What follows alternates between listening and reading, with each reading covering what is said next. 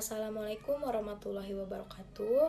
Perkenalkan, nama saya Naila Nurzarania. Saya dari kelas 7E dengan NPM 221063110157. Di sini saya akan membuat tugas video UTS mata kuliah Public Speaking, yaitu membuat pidato. Sebelumnya, izinkan saya untuk mulai pidato.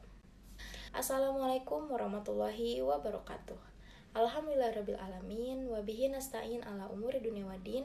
Wassalatu wassalam ala asrofil anbiya'il wal mursalin wa ala alihi wa sahbihi ajmain, amma ba'du. Yang terhormat Bu Lilis Karyawati SAG selaku dosen pengampu mata kuliah Public Speaking dan teman-teman yang saya banggakan. Pertama-tama, marilah kita panjatkan puja serta puji kita kehadirat Allah Subhanahu wa Ta'ala, yang mana atas rahmat dan karunia-Nya sehingga kita dapat berkumpul di tempat yang insya Allah barokah ini. Sholawat serta salam tak lupa kami curahkan kepada junjungan kita, Nabi besar kita Muhammad SAW, yang telah membawa kita dari zaman kegelapan menuju zaman yang terang benderang ini. Sebelumnya, berdirinya saya di sini untuk menyampaikan pidato yang berjudul Bahaya Penggunaan Gadget pada Kehidupan Kita. Teman-teman yang saya sayangi, pada zaman digitalisasi saat ini, hampir semua orang memiliki gadget, mulai dari orang dewasa, remaja, bahkan hingga anak-anak sekalipun. Memang sih gadget memiliki banyak manfaat bagi kita. Dari gadget kita bisa belajar, kita bisa berkomunikasi, kita bisa mencari informasi. Bahkan dengan bermodalkan gadget dan internet sekalipun, kita sudah bisa menikmati game secara online. Tapi sebaliknya, jika kita menggunakan gadget secara berlebihan, itu justru dapat membawa dampak buruk bagi kehidupan kita. Lalu, apa saja bahaya dari penggunaan gadget secara berlebihan? Nah, yang pertama itu ada gangguan kesehatan. Nah, tentunya pada mata kita.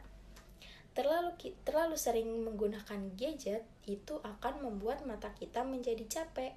Apalagi kalau kita bermain gadget di tempat yang gelap, itu mata kita menjadi capek karena pantulan sinar radiasi yang dipantulkan oleh gadget. Nah, selain itu juga kita bisa terkena rabun sejak dini.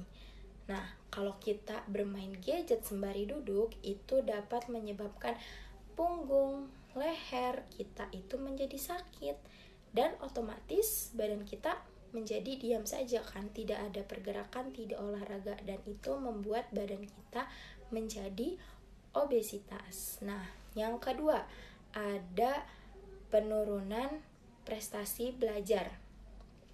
Coba kita pikirkan, dalam sehari berapa lama kita bermain gadget? Nah, jika waktu yang kita gunakan itu lebih banyak bermain game atau men-scroll media sosial dibandingkan kita belajar, lantas kapan kita punya waktu untuk belajar? Nah, akibatnya nilai kita menjadi turun, kita jadi malas belajar, kita malas baca. Bahkan jika kegiatan berlangsung, kita jadi tidak mudah fokus.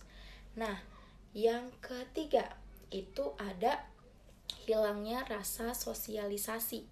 Nah, anak muda zaman sekarang, terlebih pada remaja-remaja, itu lebih suka chattingan ya dibanding berkomunikasi langsung dengan keluarga, dengan teman, itu udah minim banget.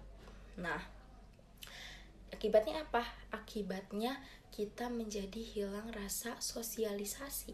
Kita jadi mudah cemas, bahkan ada yang merasa kesepian padahal kita dikelilingi oleh banyak orang. Nah, yang terakhir itu yang paling berbahaya. Siapa yang tahu? Nah, betul, adalah kecanduan. Jika kita sudah kecanduan bermain gadget, itu akan susah. Mulai dari makan, kita jadi lupa makan, kita jadi tidurnya bergadang terus, kita tidurnya larut malam, ibadah kita jadi lalai, bahkan kita meninggalkan ibadah kita, dan semua kegiatan, semua tugas itu menjadi terganggu. Nah, maka dari itu solusi untuk mengurangi kecanduan tersebut, solusi dari keempat masalah tersebut itu adalah kita membatasi diri kita. Membatasi diri kita seperti apa? Contohnya, kita membatasi diri kita untuk bermain gadget itu sehari maksimal 1 jam, dengan syarat semua tugas dan ibadah sudah terselesaikan. Dan ingat, gunakan waktu luang kita untuk hal-hal yang menyenangkan dan menyehatkan. Contohnya seperti membaca buku, jalan-jalan, berbincang dengan keluarga, dan berolahraga.